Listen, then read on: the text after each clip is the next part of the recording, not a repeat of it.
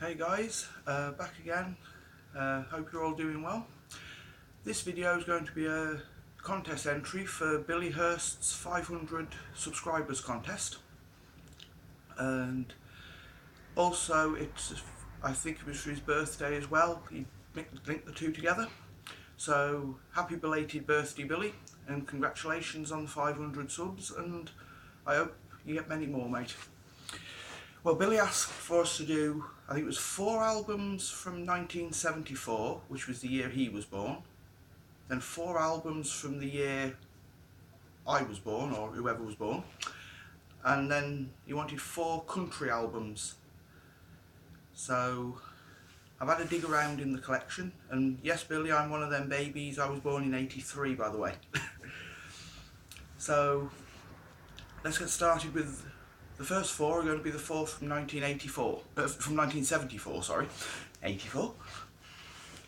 Right, we're going to start. Seeing as you're a country guy like me, Billy, I've chucked a few country ones in with the picks as well. So starting out from 1974, I'll take out the sleeve so I don't get the glare. Johnny Cash, Ragged Old Flag. I don't know what you think, Billy, but I wouldn't personally say it's one of his best albums. There's some good songs on it, but it's from 1974. And the second one from 1974 is a country one. John Denver, Back Home Again. I'm not a huge John Denver fan, but I've got a couple of his albums and that one just happened to be from the right period. Next up from 1974, Status Quo, Quo. Sorry, trying to angle it so to get the glare off it as much as possible. Now, anybody that knows I'm a huge Quo fan, so I've got most of their stuff, so that one I had to make it in. Now, the fourth one from 1974 is Uriah Heep, Wonderworld. Brilliant band, love Uriah Heep, so when I found this was from 1974, it was definitely in. So, them are the 4 albums from the year Billy was born, 1974. Now it's 4 albums from 1983, which is the year I was born. So first up we've got this. Actually, I only bought this one yesterday, so ZZ Top, Eliminator. So lucky I picked that one up yesterday, because I was actually struggling with albums from the year I was born. So next one up, you can't beat, bit of Ozzy Osbourne. If I can get that sleeve again. Ozzy Osbourne, Bark at the Moon. Brilliant album, love everything Ozzy does. As far as rock and metal goes, you can't do anything wrong in my eyes. So bit of Ozzy had to be in there. Next up, another one I bought yesterday. Diamond Head, Canterbury. I can't really say much about this album because I haven't listened to it yet. I'm only really starting to get into them.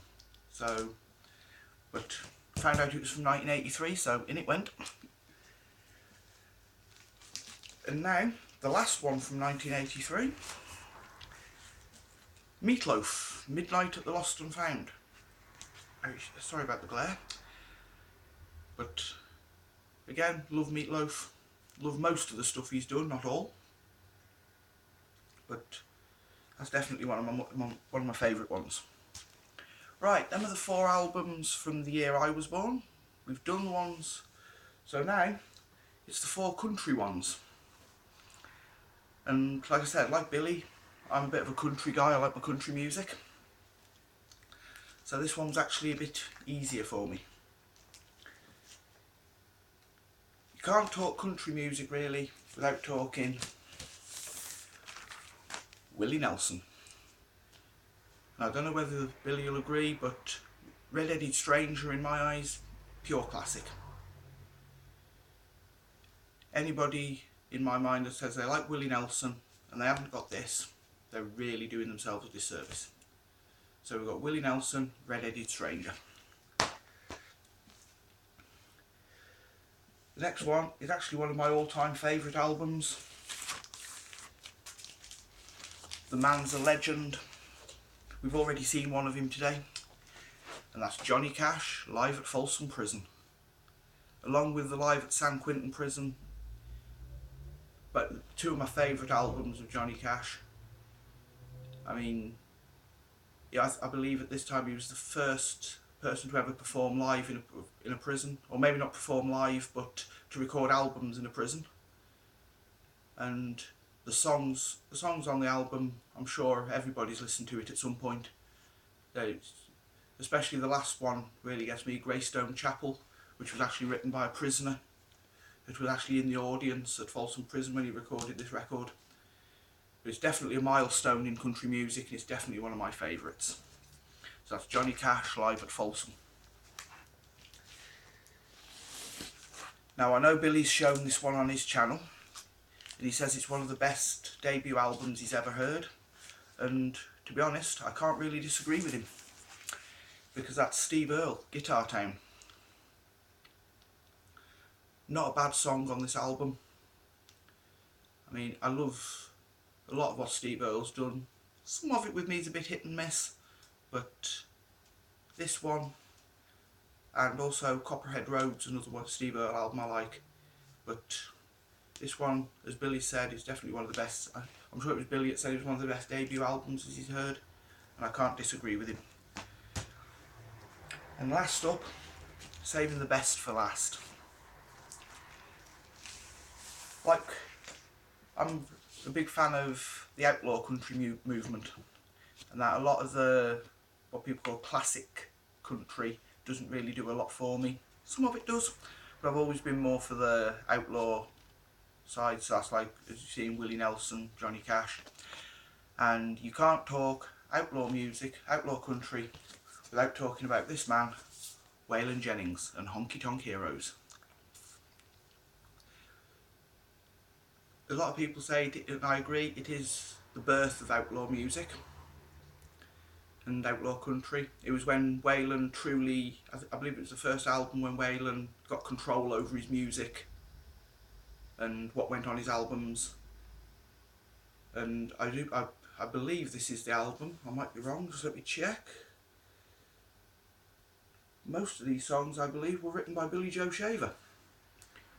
Most, if not all of them. But Waylon Jennings, definitely one of the best country artists, pioneer of outlaw country, and this is definitely one of the best albums you can get of him. Anybody that's looking to get into Waylon Jennings, you definitely need this album. Right, those are my albums. 4 from 1974, 4 from 1983, and then the 4 country ones that Billy asked for as well. So I'm going to end the video now, and congratulations again to Billy on his 500 subs. Hope we're doing another one when you get to the 1,000, mate. All the best, and I'll catch you later.